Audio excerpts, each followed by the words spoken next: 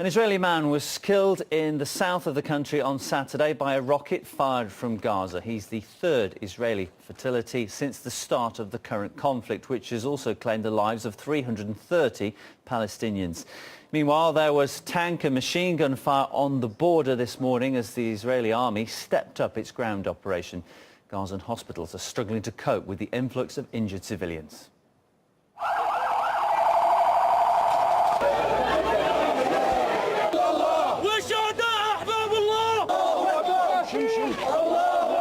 اتوكلوا على الله الطريق شويه الطريق كله من حسبنا الله ونعم الوكيل حسبنا الله ونعم الوكيل ولله الحمد الله اكبر ولله الحمد حسبنا الله ونعم الوكيل حسبنا الله ونعم الوكيل.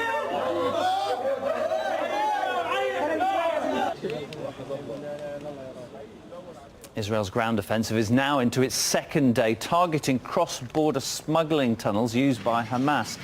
While the stated goal is to destroy militant capability, it's Palestinian civilians who seem to be paying the price. At least 20 more people were killed on Saturday as the IDF unleashed an intense artillery bombardment.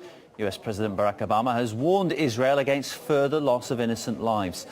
Of the Palestinians killed since the air campaign kicked off last week, 1 in 5 were children. Harry Fear brings us this report from Gaza. Thousands of troops and tanks stormed into Gaza in the early hours of Friday morning as Israel began its so-called anti-terror campaign. This is the Gaza Al Jadida school in central Gaza City. We understand that over the last few days, hundreds of families have come here to seek refuge from the ongoing escalation.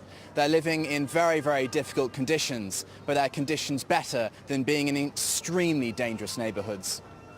Rania is among 50 from the Tamani family who sought refuge here. بدكم سلامتكم اطلع من البيوت نروح الحمامات بنلاقيها وسخه ونروح نقعد يعني كل الدنيا يعني مش متحملين في نفسنا. The UN says 22,000 people have been internally displaced and sought refuge in its facilities since this latest bout of violence began last Tuesday. Missiles have consistently slammed into the homes of Palestinians over the last 2 weeks, yet Israel maintains it's only targeting Hamas infrastructure. Mahmoud's home was one of those hit. They've attacked your home. Are you a member of the Al-Qassam Brigade? ولا واحد من القسام احنا مواطنين عاديين قاعدين الليلة بدنا نطلع نصلي صلاة الفجر ولا هو الصاروخ نزل قذيفة وهي موجودة يعني ببيتنا قذيفة لسه مش مفقوعة ونزلنا كلنا يعني وشردنا. It's less than a kilometre away from the Israeli border and near a hospital that was being targeted. Here in the north of the Strip, these refugee camps are some of the most densely populated places on earth, and when the shooting starts, people here suffer more than most. But despite the danger, not all are heeding Israel's warnings to evacuate. I understand that you were told to evacuate by Israel. Why have you not evacuated? كله داعية كذاب واحنا بنردش على حدا اخلي ولا ما نخلي اللي كاتبه الله بصير ليش نخلي ونطلع احنا في دورنا قاعدين مش طالعين لا هيك ولا هيك. Homes are not the only targets damaged in this escalation. On Friday morning, 3 airstrikes hit an office high up in a commercial building in one of the most developed areas of the city. أنا حتى الآن ما بعرف ليش خبطوني جيش الدفاع الإسرائيلي ليش خبطني إيش هالإجرام أنا اتدمرت أنا 125,000 دولار اتدمرت هذا أكل عيش حطيت كل تحويجة ال15 سنة تبعوني فيه. Is it possible that people were firing missiles from your office this morning? نهائيا طبعا لا الكل بيعرف انه خلال مكتب مسكر بملتي لوك مثل هيك مش ممكن يجي يضرب صاروخ من مكتب زي هيك هذا غير ممكن. While we're filming in the center of the city, 4 rockets are fired just behind us from a well-known local military site.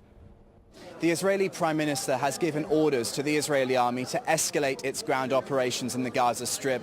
Palestinians here remember all too well the bloodiness of the winter 2008-9 invasion of the Gaza Strip.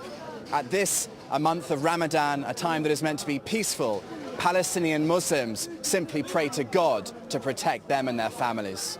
Harry Fear, RT, Gaza. An Israeli ground operation followed an Egyptian brokered truce which allowed some aid to reach Gaza. However, that only lasted for 5 hours before exchanges of fire resumed. My colleague Union O'Neill spoke with Ilana Stein, deputy spokesperson of the Israeli Foreign Ministry, and we asked her why the ceasefire ended so quickly. The Egyptians initiated a ceasefire and we respected it and we didn't shoot. And guess what? Hamas kept on shooting rockets at us. And then there was a humanitarian ceasefire and we wanted the people in Gaza to receive medical help, to receive food, to receive all kinds of supplies they need. And the Hamas still kept firing at us. Surely your government foresaw this huge, terrible human cost. Fortunately, yes, you have one side who wants violence, and more death, and you have us who are asking them, please, let's stop it, even though this is very risky for us. They're firing on you because they think you're firing on them first. We are looking at this huge loss of life. It is clearly angering Palestinians, the pictures that we've been showing and that are spreading around the world.